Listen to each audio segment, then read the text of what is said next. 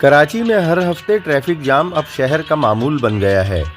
Traffic jam کے بعد کراچی میں ہر طرف ہاہاکار مچتی ہے تو وزیر اعلیٰ سندھ سید مراد علی شاہ اس کا نوٹس لیتے نظر آتے ہیں اور وزیر اعلیٰ کے ترجمان کی جانب سے چند سطر کا ایک واجبی سا بیان جاری کر دیا جاتا ہے کہ ٹریفک پولیس اس صورتحال کے سدباب کے لیے فوری طور پر کارروائی کرے۔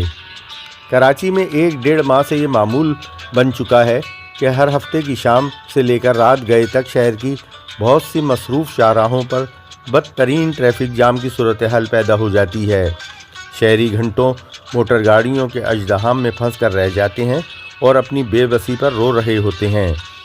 شہر میں ہر ہفتے ہونے والے اس ٹریفک جام کے سبب کبھی کوئی سیاسی ریلی ہوتی ہے، کبھی کوئی احتجاجی دھرنا۔ اگر یہ سب کچھ بھی نہ ہو تو شہر کی اپنی بد نظمی، ٹریفک مینجمنٹ کی عدم موجودگی اور ہر جگہ قائم تجاوزات از خود ٹریفک جام کا سبب بن جاتی ہیں۔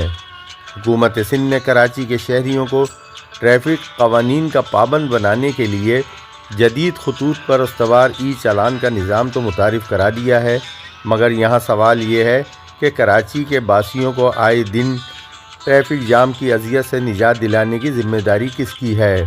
ٹریفک پولیس کراچی میں کیوں ناکام نظر آ رہی ہے؟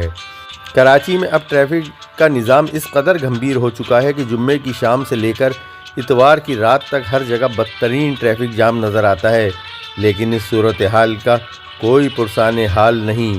کیا وزیر اعلیٰ سندھ کے احکامات اور ہدایات بھی اب بے اثر ہو چکی ہیں؟